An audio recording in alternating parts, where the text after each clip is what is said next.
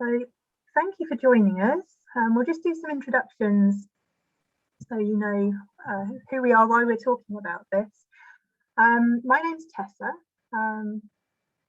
and I've been a yoga teacher for more than 17 years now, pregnancy yoga for about 15 plus years. So I've definitely had more than 1,000 women come through my classes over that time. And in those 17 years, I've also done a PhD in patient priorities. I was based down at the Bristol Royal Infirmary. And more recently, then I've been a volunteer at the Royal Berkshire Hospital Maternity Voices Partnership. So I think that's been about four plus years. And when I trained to teach yoga with the British Wheel of Yoga, trauma sensitive yoga wasn't really something that was talked about. And I'm really glad now that there's more awareness about that. And I really think it should be a component of every training course. Because unfortunately, so many people experience trauma of one kind or another. And I started working particularly with birth trauma, just really because of the women that were coming through my pregnancy classes and into the mother and baby yoga classes, who would ask for support post-birth. Sometimes it might be after a stillbirth, it might be, particularly then because they have this postnatal body, but they feel like they can't go to a class, they don't have a baby to take with them. So I would do specialised work with them. Or it might just be, after a challenging experience of some kind, that they just knew something wasn't right, and they knew yoga helped them on a day-to-day basis, and they just wanted to find a way to process the anxiety, the overwhelm, or whatever it might be. So my approach has grown out of working directly with these people, and then more recently I've been doing sort of trauma-informed courses and trainings, for example, with Aneta, to give me all that language around what I've been doing for years. So I'll hand over to Aneta to introduce herself. Thank you, Tessa. So my name is Aneta Idczak. I am a yoga teacher and trainer. I've been teaching for about 12 years, practicing for almost 30. And yoga and mindfulness and compassionate practices in particular have been part of my journey right from the beginning. And I teach trauma-informed yoga, and that comes from my background. So my background is in social care. So for the last 20 years, 16 out of those years, I worked frontline in social care with mental health, with substance misuse, with child protection. And the last job that I did was setting up services for troubled families agenda, very unfortunate name, across Kent. So I was training and supervising and mentoring and running teams, providing quite an intense support to families, really families who are experiencing a lot of difficulties because of the complex needs of children and parents. And my experience with working with women who have experienced birth trauma comes from just working with women who came for something slightly different to work with me on a one-to-one basis. And then through our work, through our relationship, as it unfolded, started talking about the experiences that they had. And when I was working in social care, you didn't really talk a lot about birth trauma. And so when, I started discussing that with Tessa, it's very interesting that it is not something that it's so often talked about. And there are so many different myths around it. And so that's why we kind of wanted to have this conversation. And with Tessa's experience of working with so many women who have experienced those kind of difficulties and challenges, I think this is a really great way of just having that conversation. But I wanted to kind of set a little bit of boundaries around it, because from experience, I know, when I work with other professionals and when I work with clients, I know that just talking about trauma, just starting exploring the subject brings up a lot of responses and reactions in people. And so I'd like to really invite you to take care of yourself in this session. If at any point you need to switch off your camera, that's absolutely okay. If you need to walk away for a moment, that's absolutely okay. We are going to run this session as a talk between me and Tessa initially, and then at the end, we're going to invite you to ask questions and contribute. But we're going to keep it separate for a very simple reason, that this part is recorded, and the part where we have discussion and ask questions is not going to be recorded. We're going to stop the recording because this recording is going to be shared. And I know sometimes people say, I'm okay for it to be recorded. But when we discuss such sensitive and emotional topics, I think we need to provide a sense of safety for all of us. And whatever is being said and shared stayed in that safe environment and is not being kind of shared out as a recording with other people who have not attended this talk. So this is something that I do quite a lot with the trainings. We kind of have to keep ourselves safe so we don't re-traumatize, we don't trigger, we don't get triggered. Tessa, I was kind of wondering whether we could, before we kind of shift into looking at the stats, I was wondering if we can just take a moment to do a very short somatic checking in. I mean, I'm feeling it in my body. As always, whenever I do a talk, I'm kind of like, So let's just do a little bit of this kind of arriving and checking in. You can have your camera on or off.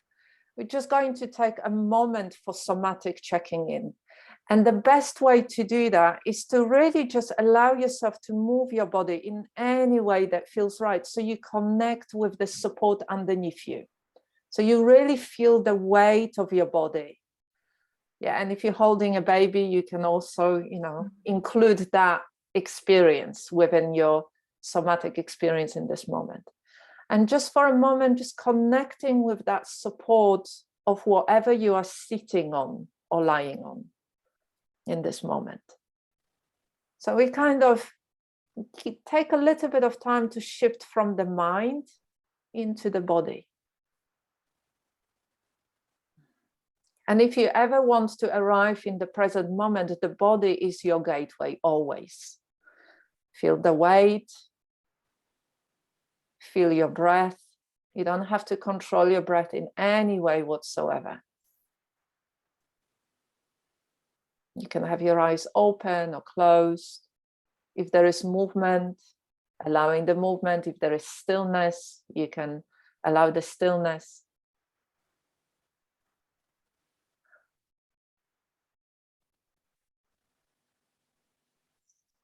If you're feeling particularly unsettled, you can just look around your immediate environment, doing a little bit of orienting yourself within the safety of your immediate environment.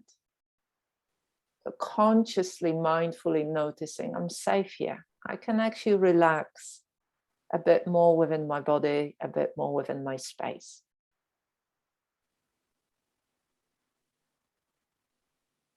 Maybe even softening in your belly. Taking a moment to just notice how you are. There is no right or wrong way to be, simply how you are right now. So noticing how you are first of all, and then noticing what it is that you need in this session. Maybe there are some questions that you want to ask at the end. Maybe you need to remember to keep moving as we go through the session. Maybe you need to remember to drink a little bit.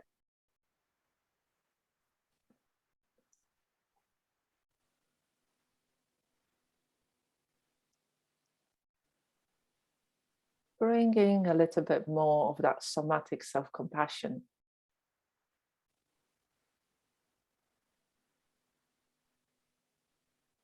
Okay. You can stretch if you feel like stretching. I often find that after a moment of quiet and stillness, it's nice to move the body a little bit. Just like the in-breath and the out-breath. We need both stillness and movement.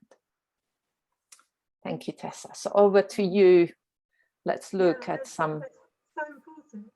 We'll talk about this more later, but if you're going to be sitting with somebody and listening to their experience, you need to have that time to really check in with how you are.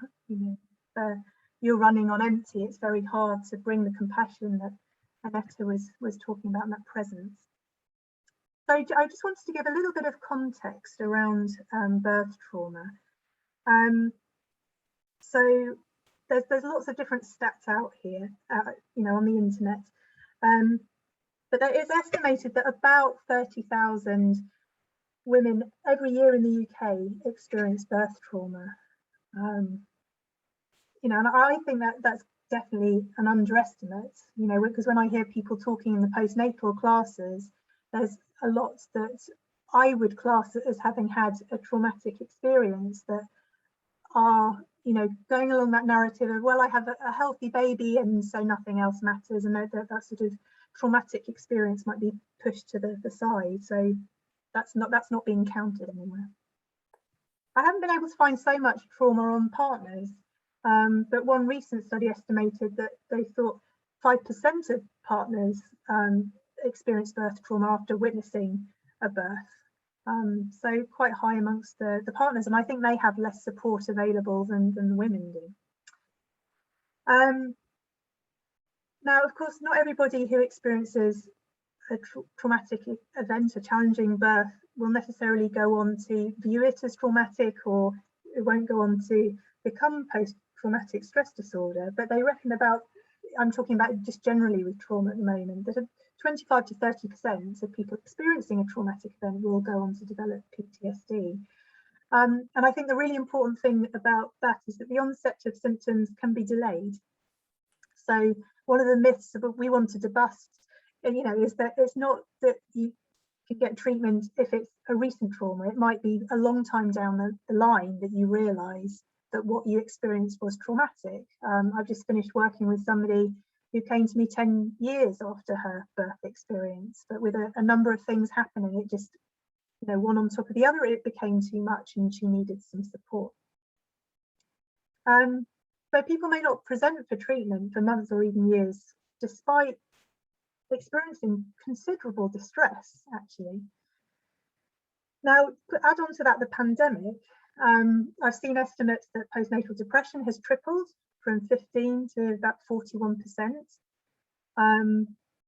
There was a study I saw in the Journal of Affective Disorders in the States that estimated that a third of US pregnancies during the pandemic resulted in traumatic birth experiences. Now, of course, this all depends on how you're defining things, which we'll get to later. But it's centered around not having your partner present. So this has been a major, problem that we've had during the pandemic. And also, if the mother tested positive for COVID, of the baby being separated from the mother after birth. And that was guidance from the Centre for Disease Control in the States, that if the mum tested positive, the baby should be separated. So all that sort of bonding that normally we want to encourage just wasn't able to happen. And then people also saying, if they're wearing PPE, it's a long time potentially before they actually touch the baby skin to skin. In the UK, there was a big survey done since the pandemic saying that 9 in 10 women said that their maternity choices have been changed as a result of the pandemic. And to talk particularly around, just to bring one example out of vaginal examinations, 8 in 10 women said that they only went through with a vaginal examination so that the partner could be present. So that's over 12,000 women we're talking about. And 2 in 10, the survey said, were forced, this is the language that they were using, to undergo a vaginal examination while in labour, because that was the only way to have their partner present, because they were sort of checking you're in established labour before the partner could come into the department. So, you know, that's has potential then to become a traumatic experience. Yeah, I mean, those numbers are really big. And when you think about how, you know, the data never really reflects the real, you know, scope of the problem. You know, when you think about PTSD, we're talking about very severe symptoms that last at least for over a month, you know, a cluster of symptoms, and many women are not diagnosed with that. Many women can then continue living with kind of, I don't want to say lower level, but with the mental health issues, you know, like you mentioned, anxiety, depression, disassociation from the body, disconnection from the body, for a very long period of time. And certainly that was my experience. I've worked with few women that, you know, had quite traumatic birth, traumatic experience for various reasons. And they only, you know, were kind of looking at it 8-10 years later. Just like I said, it doesn't have to be straight away after it happens, because initially, as you know, you have a baby, you're trying to survive, you're trying to do everything to look after the baby and kind of recover yourself. So it's a very, very challenging situation. And I think what you just said, Tessa, you know, the pandemic has really contributed to a lot of that. The last 2 years have taken away quite a lot of the choice and the sense of agency for women, choosing how they want to give birth, what kind of support they feel comfortable with. I know that also a lot of services have been cut because of the shortages around the NHS. I know in our local hospital, some of the wards have been kind of changed and closed for that very reason. So the situation is quite difficult. And also for those women and those of us who maybe put in place lots of support before the pandemic, you know, worked on understanding what happened to them, worked on their healing through various modalities, and suddenly the pandemic and the lockdown came and all of that stopped. You know, and many of those services are still running on a very reduced capacity. So it is very difficult. And I think that's why a lot of people are talking about mental health crisis and the crisis of moving forward, you know, that we are going to continue seeing it for years to come because of the impact of living with so much unpredictability and reduced, you know, reduced level of support. Yeah. Yeah, because I was thinking even before birth, you know, mental health has been affected in the pandemic by, you know, maybe a financial uncertainty, maybe there's been employment uncertainty, suddenly a change in lifestyle for a lot of people, with the social distancing, decreased social support thanks to social distancing, uncertainty about the future of your family, you know, fears about how coronavirus maybe affects the baby's health while you're pregnant, or, you know, when the baby's new, uncertainty about how COVID may, you know, what effect that may have on you as a pregnant person, and potentially facing childbirth alone. So they're just some of the things I could think of, you know, before any kind of challenging experience. Just that general sort of uncertainty that we've been having, I think, adds into this picture. Yeah. And this kind of question, I mean, I've heard people say, you know, do you really want to bring a child into this world right now? You know, what kind of response does that bring for a woman who's pregnant or who's just giving birth or who's preparing to give birth? You know, it adds to a level of distress within the body and within the nervous system that, you know, if it's unacknowledged, it can really then, and then if she's not having really good experience or supported experience of giving that birth, that can, you know, that can have a profound impact. Because one of the things, and we talked about that, Tessa, a lot, you know, it's the trauma is such an individual experience. It's actually not about the event. And this is what changed in our understanding of trauma over the last 10 years, 10, 15 years. You know, we used to think that it was this really huge event, like, you know, child abuse or sexual abuse or being attacked or having an experience being in the war zone. But actually now we understand that it's about the dysregulation of the nervous system, you know, if you look at polyvagal theory. And so it doesn't have to be this huge event. It could be an event, some kind of event that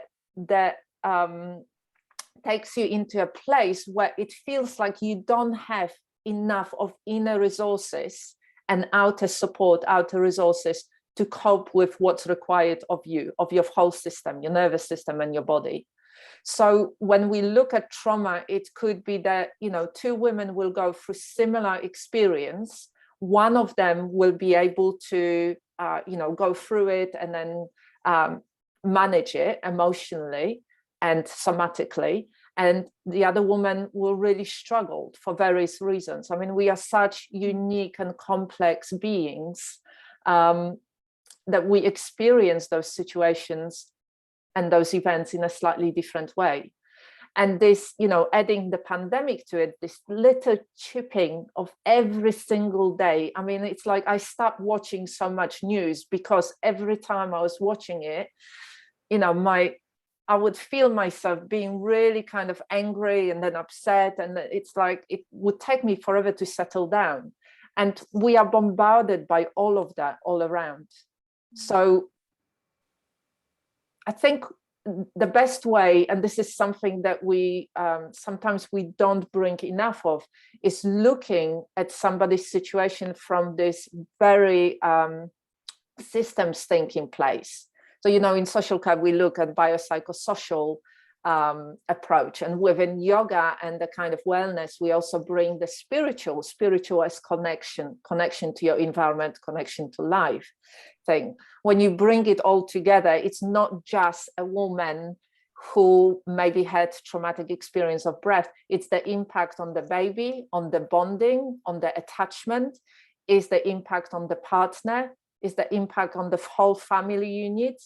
It's the impact, as you said, Tessa, you know, in the pandemic, the financial, worrying about the house, worrying about survival, about safety, you know, those family dynamics that people have not been able to spend, you know, not last Christmas, but the Christmas before with their families. So extended support systems when we were told to actually, you know, isolate and stay away from people who often are our support network.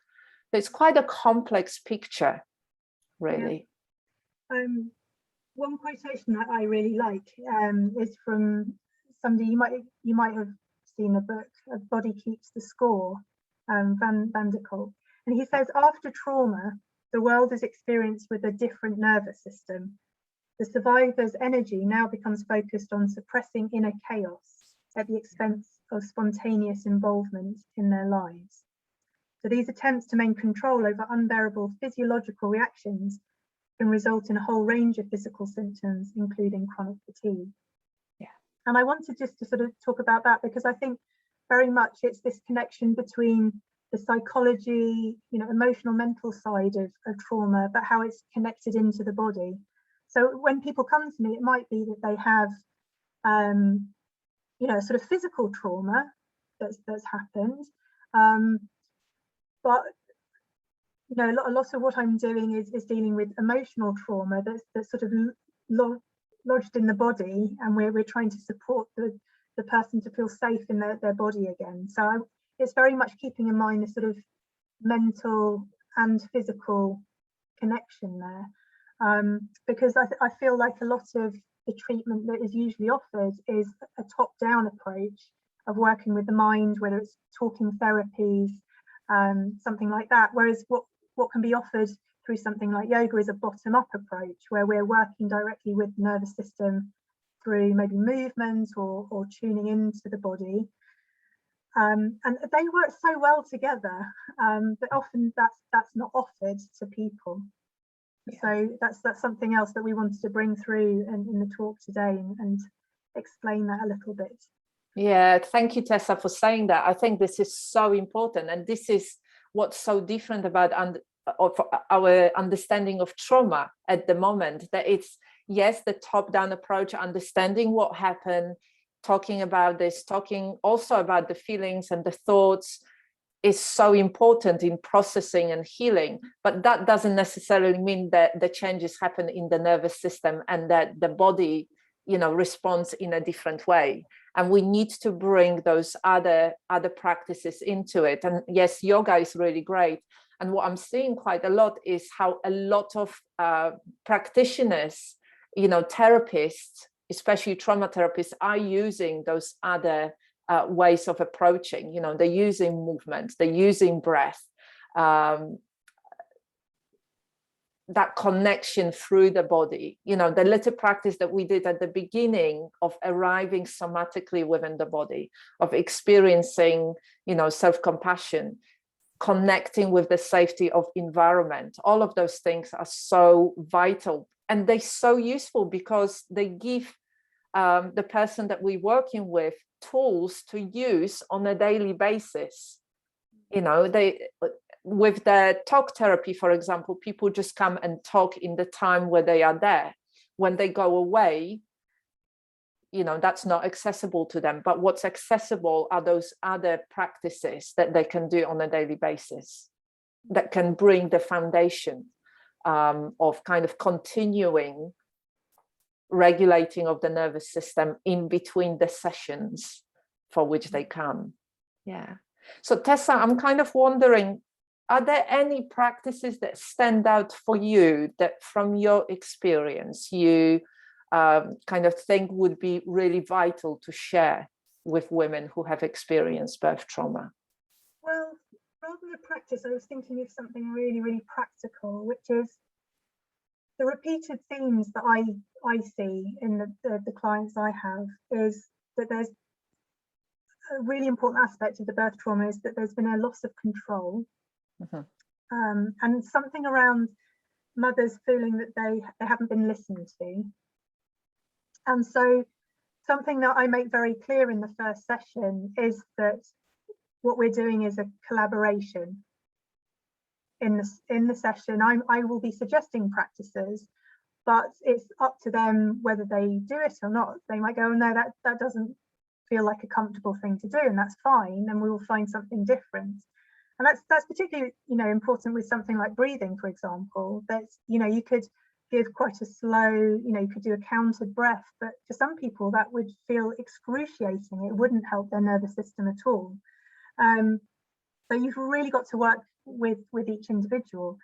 And so the example I wanted to give is very practical. You know, and if any of the people that are watching this now or later, you know, perhaps they run a bereavement service or a sort of debriefing sessions, is to say to people, you know, at any point, if you feel like you need to, like Aneta did at the beginning, if you need to get up, you maybe need to go out the room, maybe you need to open a window or go and get a glass of water.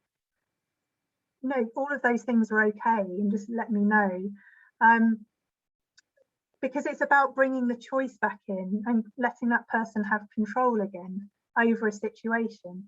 And this was really brought home to me because I had a client a while ago who had various talking therapies, been to various services, and she said, do you know, Tessa, that's the first time somebody's ever said to me, if I wanted to, I could get off out the chair or lying down and go out the room. Nobody's ever offered that to me before. And that felt so important to her, to be able to have choice ultimately about where she was putting her body and what she was, you know, choosing to stay with or not. That is such a simple thing, which I can see even with time pressures. You know, if you've got an appointment slot and that's all the time you've got, you could feel pressured that you want to go through this particular process. But that is such a powerful thing, to give that back to the person and say, look, you know, if you need to take a breather and you need to walk out that door, you do it. Because sometimes it's about completing a stress cycle. And it might be that before they couldn't during their birth trauma, maybe they were stuck in a particular position, lying on their back or who knows what, and they couldn't physically get up and walk out the door. And sometimes even just that process of letting them complete what needed to happen before is hugely healing. Yeah, so what you're talking about, this is really great. So what you're talking about is actually bringing the physicality and the body, that somatic experience, that we can talk about it, but actually allowing somebody to move. It's more of a somatic experience of doing it through their body. The body is engaged. We don't just stay on the mind level talking about it. We actually participating in something fully. And that sense of, you know, the sense of losing control, the sense of not having a choice, the sense of something being done to you, something that then, you know, something that then lingers. And as you said, it's that unfinished circle. It hasn't been closed. It's still, it's kind of like a stack on the record player, isn't it? It kind of skips. It goes to a certain level, it skips, and then it skips again. I mean, that is a horrible place to be in, and it feels so powerless to be in that. And one of the ways is to really acknowledge and witness somebody's experience. You know, of course you're feeling like this. Of course that was your experience, and this is what you experience. Of course, because for me, when I think about birth trauma, it's the words that come for me is the silent trauma. It's the trauma that is not really being acknowledged a lot. Like if you've been, you know, if you experience sexual attack, it's acknowledged. You experience that, it's been horrific, it's got really awful impact on you. But with the birth trauma, often what women are being told is, well, if your body is healthy, yes, it was horrible experience, but your baby is healthy. Let's move on with it. It's kind of, there is no of that acknowledgement of it's been horrible and I feel like this and I'm stuck with this. On one hand, there is part of me that is so happy the baby is healthy. We can move on. We are at home. We are safe again. And then there is another part that just is in this kind of distress, replaying again and again, and that disconnection from the body. Yeah, so a lot of the sessions that I would do is about slowing right down, compared to a sort of normal yoga class where somebody's coming in and you're taking them through these poses, and you know, might be a whole sequence there. It's really pared back, and it's very small practices, lots of checking in, because often there are areas in the body that somebody finds it really hard to connect to. There might be areas that are completely numb or that feel very frightening to connect to. So you need that extra time to be able to check that out with somebody. And I usually try and establish a safe place in the body. Often it's the feet, I find. So somebody might be able to really ground down through the feet. And if we start coming to a part of the body while we're exploring movement that feels very uncomfortable, then, you know, I can guide them back to their safe place in the body. So it's modeling how to do that when they're by themselves. Because otherwise, I think the danger is if it's only talking therapies. I mean, that can help a lot, but there's this tendency to stay up here, and somebody can remain quite disconnected from parts of their body. You know, it might be around the belly, it might be the pelvic area, depending on what the trauma is. And then there's this disconnect that could go on, you know, very long term. Yeah, I mean, that's definitely been my experience when I worked with a couple of practitioners who were mindfulness practitioners. They were teaching other people mindfulness. And, you know, the thing with mindfulness is a top-down approach. It's not a bottom-up approach. It's not through the body, it's through the mind. And it asks you to, you know, be with your experience by separating from it and noticing in a non-judgmental and neutral way. It's a really wonderful practice and very useful, but not necessarily reconnects you with the safe places in your body and shift, into much more that nervous system regulation. It's a different practice. And I really love what you just said, finding that safe space in your body. There will be something, even if it is a tiny little place, that will feel accessible. Even if it doesn't feel safe, it will feel accessible, and it will feel like I'm a bit more connected with it, and working from that. Because what we need is a point of reference. If you don't have a point of reference, you don't know how it feels safe within your body. You can't know when you're moving towards it or you're moving away from it. So we need those points of reference. And as you said, starting tiny little baby steps, because that's the other thing that I see quite a bit. It's like this cathartic releases of something. But just because you did that doesn't mean your body can integrate it. You had this really big experience, but can you integrate it? And will it make long-lasting changes for you? So yeah, because often what I see is that there's quite a lot of disassociation from the body, and then that can have an impact for self-care, that you in all sorts of ways, whether it's sort of overeating, undereating, goodness knows what. Yes, because I mean, this is so important what you just said, because how do you know what your needs are if you don't connect and check in what your needs are? You will be trying lots of different things, but they might be the ways that you need to meet your own needs. Yeah. And I think something that's useful to think about is interoception, this sense of us knowing what's happening in our body and what's needed. So a very simple example of interoception is feeling hungry or knowing that you're thirsty. We all have that experience, and we also have this experience of feeling emotion in our body. So if you had a broken heart, or you're going for a job interview and you've got butterflies in your tummy, that's all interoception. And I think the problem sometimes after trauma of all different kinds is that there's that emotion in the body, but to start to go there can feel completely overwhelming. So you move back away from the body. And so this might mean that somebody actually needs further assistance if there's been a physical trauma. Or for example, I had somebody in my class years ago who came to postnatal yoga for the first time at about 12 weeks. And we were chatting sort of afterwards over tea, and she said, "Oh, I'm still bleeding. I've still got the lochia." And I was really alarmed. She sort of disconnected in a way that she wasn't realizing that she needed support. And so I think this is really dangerous, for the mum herself, but potentially even for the baby, and being able to pick up on the baby's cues for what the baby needs. So part of what we're doing with this sort of bottom-up approach of using the body and movement is being able, little by little, it's really titration, little steps of finding a way, those safe places, finding a way to come into contact with what's there, and then move back when needed. It's a little bit of a dance sometimes. Yeah, no, great. That's really great point. And we when we talk about change, like when you're struggling, when you are in distress, sometimes it can feel like, but I just want to feel better.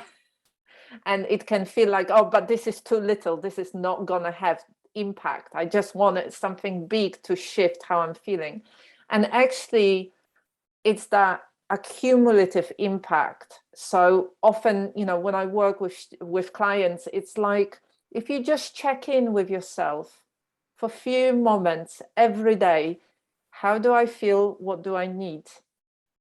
If you do that over a few days, the decisions that you make about how do I meet my needs will change, and will change sometimes really significantly. Because rather than thinking this is what I need, you check in first. And whether it's to do with your yoga practice, whether it's to do with self-care practices, whether it's to do with food or drink or rest time, once we start paying attention, then we can really meet our needs. It's such a profound practice in itself. And actually it comes from self-compassion, doesn't it? Yeah. That we can cultivate that. And over time, it becomes who we are. That's why it's so healing. Yeah, because I think whether it's a talking therapy or, you know, it's a sort of yoga session, it's all about creating space to see what's there. And so to give you a really practical example, somebody might come to the mother and baby yoga and they've just been go, get the baby dressed and get out the house, and, you know, they haven't had time for breakfast, and you just keep going, she's keep going. And then when they come to the yoga and we do a little relaxation at the end, you can suddenly see sometimes people realizing how exhausted they are.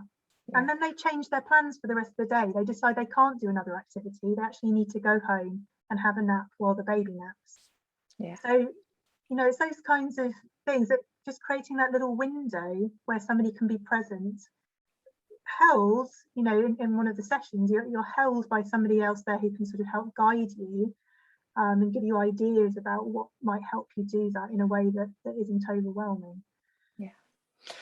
Thank you. So I'm aware of the time, Tessa, and I just wanted to, you know, maybe before we shift into the questions, I was wondering if you could just say a little bit about your work. So if people wanted to kind of follow up with you and, you know, connect with your work, if you could share how they can do that. Yeah, well, I mean, I think some people watching this will have experienced birth trauma. So it might be that they're interested in working on that. So I usually do one-to-one sessions. Works best minimum 3 months, because we're taking little steps, working together, very much about sort of building trust initially and building the relationship. For those that are sort of professionals who are interested in learning more about the area, got trainings coming up, and it is very practical things like learning how to use invitational language. So, you know, if you're a yoga teacher, you probably, you know, we're taught command language, and I think, you know, often in the heat of the moment, probably a lot of midwives use command language, you know, do this. For the invitational language, we're trying to bring in choice. So, you know, you bring your arms up so high or a little higher. It's just these little phrases, maybe do this, which can take a bit of practice if you're not used to doing it. So a lot of what we do in the training is very practical, just beginning to see how you can bring choice into all kinds of sessions. Yeah, so Aneta, do you want to talk a little bit about how people can work with you? Sure. So we will, you can check my website, which is anetaI.co.uk. And you know, I've got a Golden Mandala Yoga Soma Institute, and I deliver trauma-informed trainings. And through the Yoga Teachers Forum, I also will be running power dynamics and consent and trauma CPD. So there is a lot of different CPDs and trainings for professionals. And for, you know, I also work with clients one-to-one in personalized programs. I think ultimately, really, if you are interested in kind of pursuing and learning a little bit more, from my perspective, the way that I look at it, you know, even if you've been teaching yoga for a long time, yoga and movement, the last 2 years have changed completely, and they require us to have much more advanced set of skills. It's no longer about leading somebody through the movement or breathing practice. It is about building those relationships. And as Tessa said, you know, helping somebody to work more with connecting with their own inner sense of choice, the sense of inner agency, collaborating with them. So ultimately, and that comes from trauma-informed approaches and trauma-sensitive approaches, ultimately helping them to become empowered and, you know, feeling like they can live their best life possible. And when it comes to women who gave birth, you know, that also those women are role models for their children. They normally provide that support and stability for the whole family. So the impact is huge. for our communities. And I think, you know, as practitioners, ultimately, that's what we always work for, to actually bring a bit more of that positive impact for our communities and for our children. Yeah, I wrote down something that you said last week, Aneta, when we were talking, which was, to paraphrase, if your body doesn't feel like a safe place to be, then there is no safe space anywhere. You know, I think that's the bottom line. And so if people are watching who have experienced birth trauma, you know, just to signpost a few things for you if this is the beginning of your journey. You know, most places have a birth reflection service that you can go to. I think waiting times have increased during the pandemic for those. You can self-refer to talking therapies. And it certainly used to be the case that if you were postnatal, also your partner, that you would be prioritised and be seen quite quickly because you're caring for a little one as well. Other places that I know my clients have found useful are the Birth Trauma Association Facebook group. They said that they felt it was a really non-judgmental space where they felt that they weren't broken, they weren't alone, so they found it useful to go there. And another one that I often recommend to people is the PANDAS Foundation, PANDAS, PANDAS Foundation, as a sort of beginning place to be signposted from. But I think, you know, the body angle of it is often missed out. So, you know, I would just say, if your body doesn't feel like a safe space, there's no safe space to be. And this is what, you know, the talking therapies might deal with a certain thing, but if it's then not linked back into the body, somebody might feel like it's still not resolved. There's still something happening there for them where they're getting triggered and getting irritable, overwhelmed, and they can't understand why. And I also find, depending on the service, sometimes the interventions aren't really for long enough. I had a client that I was working with virtually, who was somewhere in London, I can't remember where, but she'd had a stillbirth. She was initially given a month of counselling, and then they were going to refer her on for PTSD sort of treatment that would be a longer course, but there was going to be a gap between there, and that's why her midwife ended up referring her to me. She just needed some sort of support in the meantime. So, you know, particularly if you're a professional you're watching, is just to say, consider these other ways of supporting people. You know, it's a very holistic way then to bring in the physicality. Is there anything you want to add to that, Aneta? No, I think you just said it really well in there. It's, you know, we do need top-down approaches and we do need bottom-up approaches. And when you bring both of those together, you include the body and that somatic experience. That's when, you know, the shifts happen, because we live within our bodies. And just understanding what happened to you sometimes is not enough. Yeah. And it's, okay. And just to finish with this sort of acknowledgement, I think is incredibly important. That's a lot of what my sessions are about, is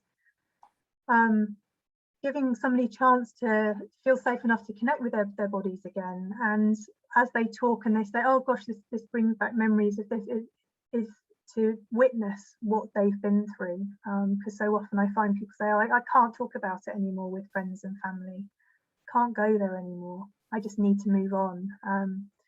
So often through the movement, there's this sense of bringing safety into the body, finding something that suits them, and that helps them deal with some of the emotion. Often people say, if I tried to go in straight away to the emotion, it would have been overwhelming. I would have had to have stepped back. But actually doing the movement and finding that way in helps them to connect with whatever needs to be witnessed next. Yeah.